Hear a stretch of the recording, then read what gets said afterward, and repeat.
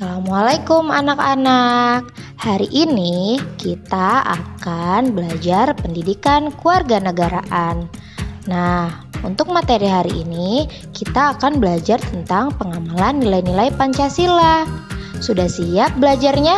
Kalau sudah siap, kita mulai ya. Sebelum dimulai, mari kita ucapkan basmalah bersama-sama. Bismillahirrahmanirrahim. Nah, berdoa dulu yuk. Rabbi zidni ilman warzuqni fahman. Rabbi shrahli sadri wa yassirli amri wahlul 'uqdatam min lisani yafqahu qawli. Amin. Nah, kalau sudah berdoa, kita lanjut ya. Silakan disimak videonya. Oke, kompetensi dasar yang kita pelajari hari ini adalah memilah nilai-nilai Pancasila dalam kehidupan sehari-hari. Kita lanjut ke pelajarannya ya.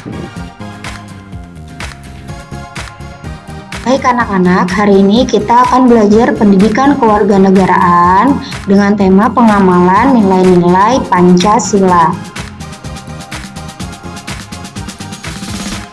Nah, pada slide ini dapat kita lihat ada gambar lambang negara Indonesia, yaitu burung Garuda.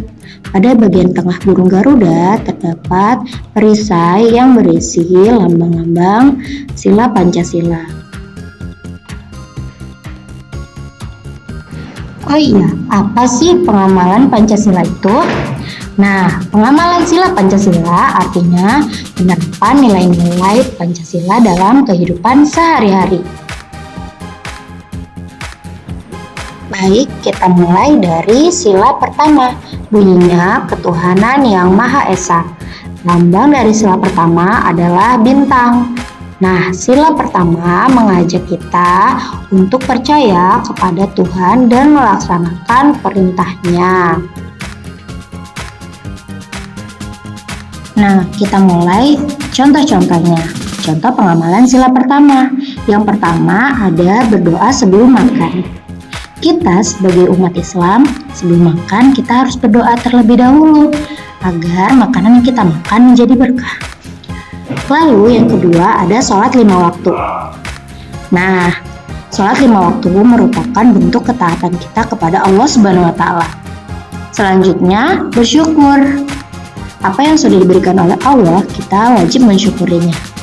Lalu yang keempat, ada menghargai sesama umat beragama.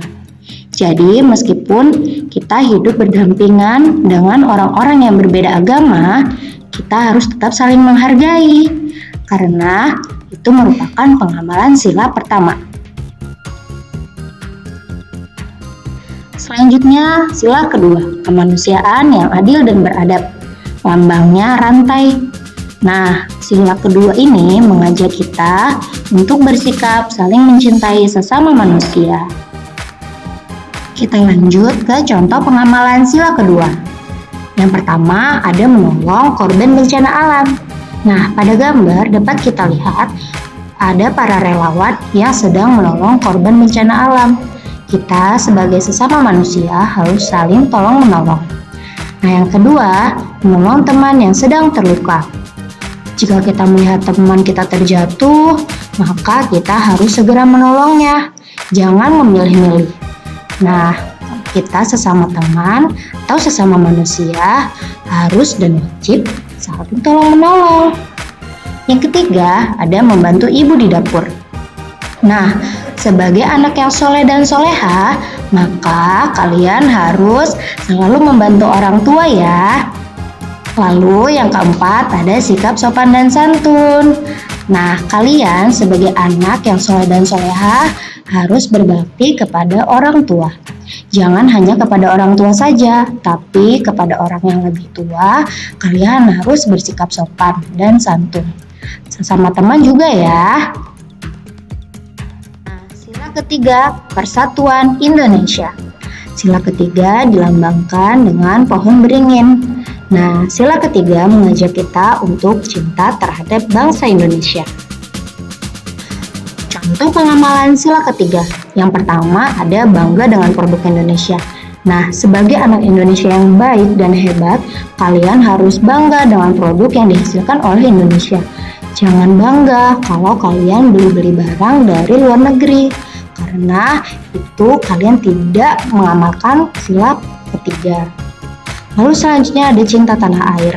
Nah, para relawan, para tentara, mereka sangat cinta terhadap tanah air karena mereka sangat membela Indonesia. Nah, kalian sebagai penerus bangsa, kalian juga harus cinta tanah air. Selanjutnya ada bermain dengan rukun. Jika sedang bermain dengan teman, maka kalian tidak boleh berantem, tidak boleh bertengkar. Kalian harus bermain dengan rukun karena perbuatan tersebut merupakan pengamalan sila ketiga. Lalu selanjutnya ada melestarikan budaya Indonesia. Jangan bangga ketika kalian bisa melestarikan budaya-budaya luar negeri, tapi banggalah ketika kalian bisa melestarikan budaya Indonesia. Banyak contohnya budaya Indonesia. Nah, ada tari, ada pakaian adat, ada rumah adat. Kalian harus bangga kalau Indonesia itu mempunyai banyak budaya. Selanjutnya sila keempat, dunia kerakyatan yang dipimpin oleh hikmat kebijaksanaan dalam permusyawaratan perwakilan. Nah, sila keempat ini dilambangkan dengan kepala banteng. Sila keempat mengajak kita untuk bermusyawarah dalam menyelesaikan suatu masalah. Contoh pengamalan sila keempat. Yang pertama, ada bermusyawarah dalam menentukan sesuatu. Kita tidak boleh egois ketika kita ingin menentukan sesuatu. Kita harus bermusyawarah, merundingkan apa yang akan diputuskan. Lalu yang kedua, berani menyampaikan pendapat di depan kelas. Jangan malu-malu ketika kalian memiliki pendapat. Kalian harus berani menyampaikannya di depan umum. Karena perbuatan tersebut merupakan pengamalan sila keempat. Yang ketiga ada bermusyawarah dalam pemilihan ketua kelas. Nah, ketika memilih atau memutuskan sesuatu, kita harus tetap bermusyawarah. Karena setiap orang mempunyai hak untuk bersuara, untuk menyampaikan pendapatnya. Maka kita harus bermusyawarah. Dan jika sedang bermusyawarah, kita harus menghargai pendapat orang lain. Seperti contoh yang keempat, menghargai pendapat orang lain. Tidak boleh mementingkan pendapat sendiri. Seperti itu ya anak-anak. Kita lanjut ke sila kelima. Sila kelima berbunyi keadilan sosial bagi seluruh rakyat Indonesia. Nah, lambang sila kelima adalah padi dan kapas. Sila kelima mengajak kita untuk bersikap adil terhadap sesama.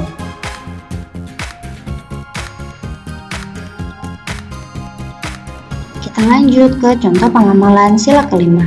Yang pertama ada bermain dengan jujur. Ketika kalian bermain dengan teman-teman, bermainlah dengan jujur. Tidak boleh curang, karena Allah tidak suka dengan orang-orang yang tidak jujur. Lalu yang kedua ada mengerjakan kewajiban sebagai seorang anak.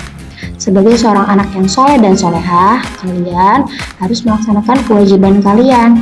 Kewajiban seorang anak ada banyak. Salah satunya adalah belajar dan membantu orang tua. Kalian harus mengerjakan kewajiban kalian dengan senang hati ya. Lalu selanjutnya ada gotong royong. Gotong royong membersihkan lingkungan. Ada macam-macam gotong royong, tidak hanya membersihkan lingkungan saja. Kenapa kita harus gotong royong? Karena dengan gotong royong semua pekerjaan akan terasa lebih ringan. Lalu selanjutnya tidak boros. Nah, kalian sebagai anak Indonesia, anak yang soleh dan soleha, tidak boleh boros. Kalian harus rajin menabung, karena hemat adalah pangkal kaya dan Allah tidak suka orang-orang yang mubazir.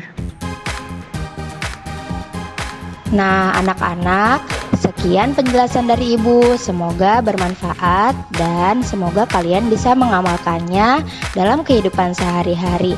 Terima kasih. Tapi sebelum kita sudahi pelajarannya, mari kita ucapkan hamdalah bersama-sama. Alhamdulillahi Rabbil Alamin. Subhanaka Allahumma wa bihamdika asyhadu an la ilaha illa anta astaghfiruka wa atubu ilaik. Wassalamualaikum warahmatullahi wabarakatuh.